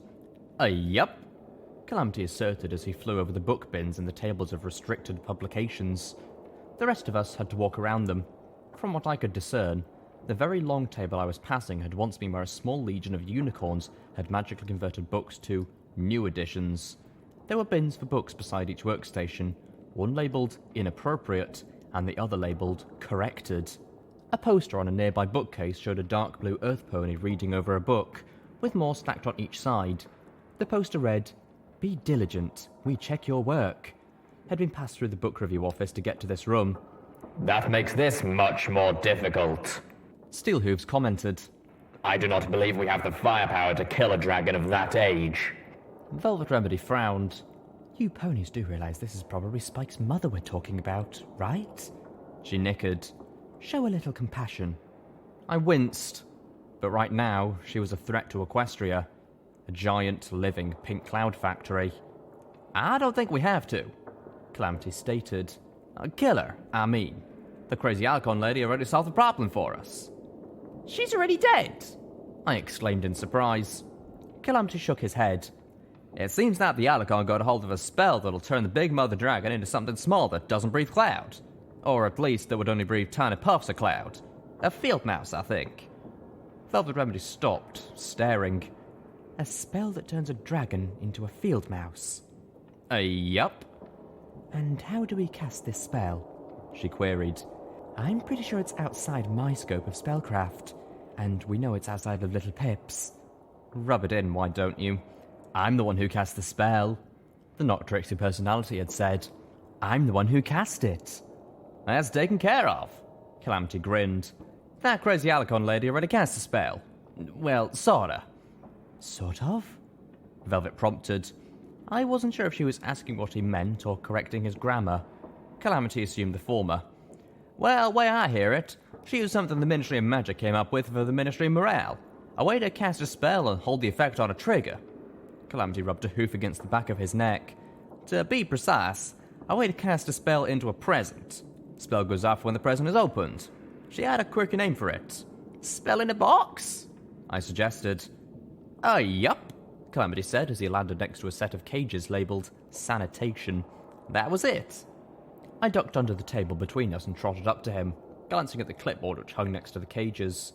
For processing of dangerously seditious materials, please read instructions carefully. From what I read, the empty cages once held trained parasprites which had been ensorcelled to eat the words off pages. I wondered if they only ate specific words, or if they rendered the whole book blank, and thus gloriously sedition-free. Makes sense, I thought aloud. What with the thickness of pink cloud down there, she probably couldn't actually approach the dragon and cast the spell herself, so she had to cast it into a spell in the box. I wonder how she actually got it down there to Mother, though. Oh, she made a deal with a couple of the Candlar dragons, Calamity said. Oh dear, Velvet said. No wonder the personalities were in crisis. She really was on the verge of rendering half of herself obsolete. And how do you know all of this? Steelhooves asked.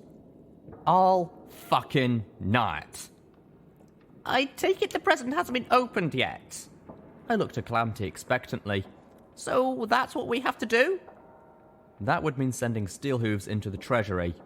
There wasn't another of us who could survive it. Open her present without getting transfigured into a field mouse? Not exactly.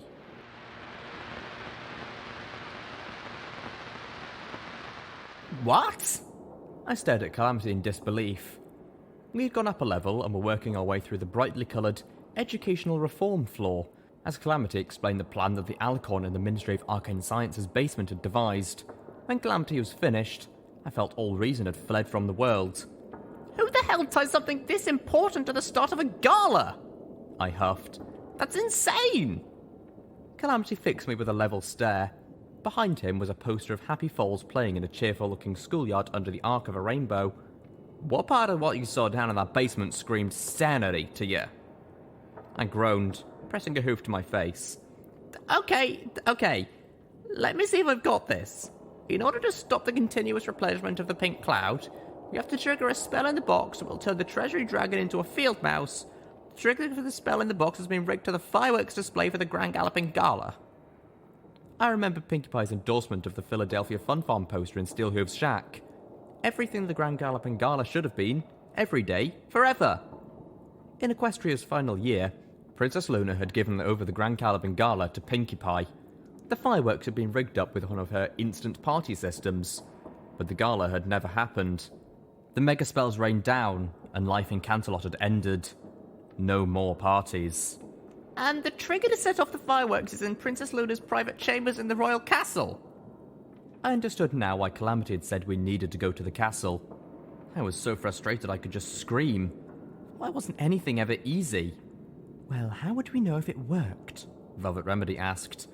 Having Steelhooves walk into a dragon's lair and check had clearly never crossed her mind. Calamity pulled something out of his pack and spit it onto his hoof. With this! He held up a large pink gemstone with a flaw deep within it. An artificial flaw in the shape of a rune. Spell in the box goes off, and this little diamond lights up. I wondered if this was the it the Alicorn had been searching for. You stole that on the way out of the basement, didn't you? Velvet asked rhetorically. A blob of red light appeared on the edge of my EFS compass. I spun, trying to spot the source. My ears perked, catching a low, unearthly hum. It sounded similar to the warping, grating sound of a Canterlot ghoul reviving, and only softer and caught on a single note like a broken recording. But there was nothing there. Just a short, colourful bookshelf carved and painted with hearts and rainbows and prancing pony children. The bookshelf contained equally colourful books. The paint was peeling now, and two of the shelves had rotted through, spilling their contents onto the floor. Above was a chalkboard with a story problem. In Sunshine's home of Ponyville, the reward for turning in Zebra sympathizers is 500 bits. Sunshine reported her bad uncle yesterday, 2 Zebra sympathizers today, and will report another tomorrow. If half of the ponies she reported are proven to be Zebra sympathizers, how many bits will she receive at the end of the week? A dark shadow formed on the blackboard, and then bulged, pressing through it. A shadowy cloud that reached in through the wall like a grasping claw. I froze, trying to process what I was seeing. The shadow cloud grew, moving towards us, splitting into multiple flowing tendrils. The unhallowed hum was coming from it, growing louder. The lights began to dim, like the thing was devouring the illumination in the room. One tendril curled down, passing through a desk, totally insubstantial. The tail of it pulled out of the chalkboard, the thing fully in the room with us. I tried to kick on sats, but my targeting spell faltered, unable to lock on. The rocket from Steelhooves' battle saddle arrowed past me, moving through the shadow cloud as if it really was just a shadow. The rocket struck the far wall in a loud explosion of fire, dust, and colourful debris. The blowback knocked me down, toppled bookshelves, and threw a table. The shadowy cloud barely reacted, its tendrils still reaching out towards each of us. I skittered back, away from the sneaking shadow, certain of what would happen if it touched me. They eat your soul. Our weapons were useless against this creature.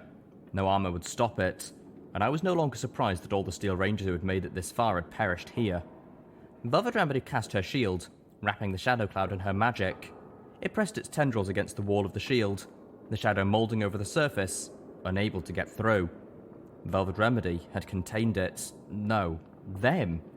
The shadow was a form of tiny, jet-black necro-sprites. They could pass through solid objects, but not through magic fields. I shuddered, shakily releasing a breath that I didn't realize I was holding. "I'll keep them contained," Velvet said. "You go on ahead." Pyrelight landed on her rump, insistent on staying. We nodded and ran off, leaving her holding the swarm.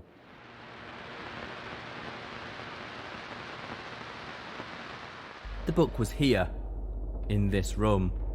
I could feel it. I had been in Rarity's personal office before. It was much the same, although gnawed on by the teeth of time. A dress pony stood in one corner next to an ornate chest. There was a note attached to the chest, written in Rarity's elegant script. "Thoughts on the dress. The goal is to create elegant yet functional armour of a moderate weight and classic style. I've chosen a colour scheme of amaranthine gold that harkens back to the dress that my beloved friends created for me the first gala so long ago. In honour of my dearest and closest friend, I'm drawing on my best skills at haute couture. The armoured plating, particularly over the breast, will draw inspiration from the armour worn by the Royal Guards. I've woven a little magic into the dress. Although only the metal plating will stop bullets, the cloth should hold well up against bladed weapons, as well as being resistant to wear and tear and general dirtying that I've come to expect from a battlefield or a gala. I jested that I might make the final version indestructible, but it was only a joke. I did, after all, tell Applejack that I would do no such thing. And besides, the reaction from my top magician would have likely been enough to put me off the idea if I'd been serious. He was right, of course, with what I've done. I most likely do not have enough of a soul left to even spare a little of it.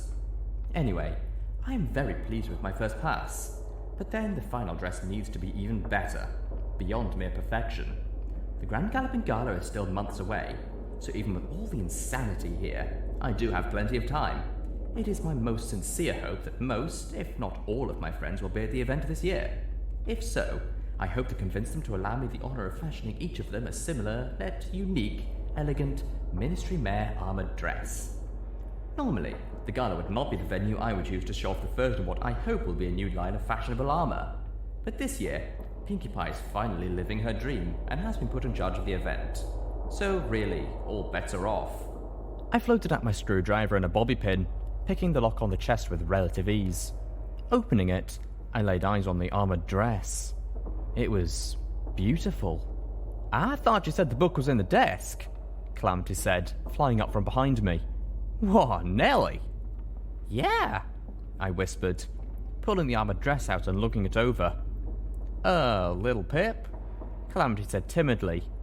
Could I have that?" I didn't know you liked to wear dresses. Steelhooves intoned as he joined us.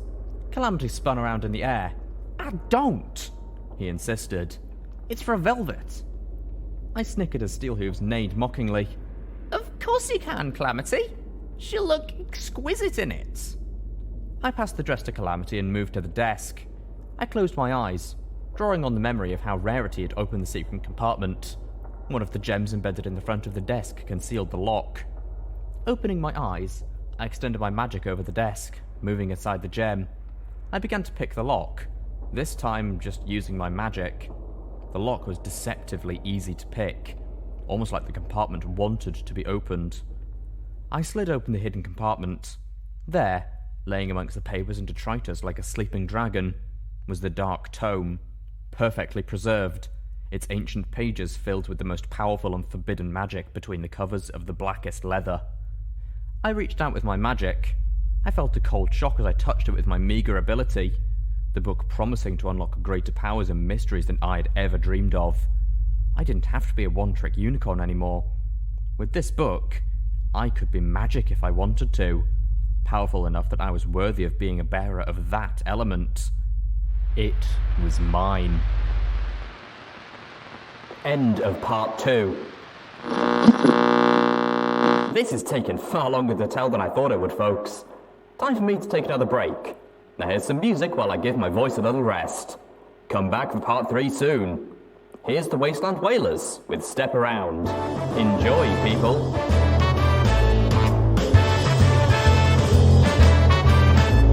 When I step around, I hear the sound. Clip clopping up and down the street. The shuffling of hooves, it surely proves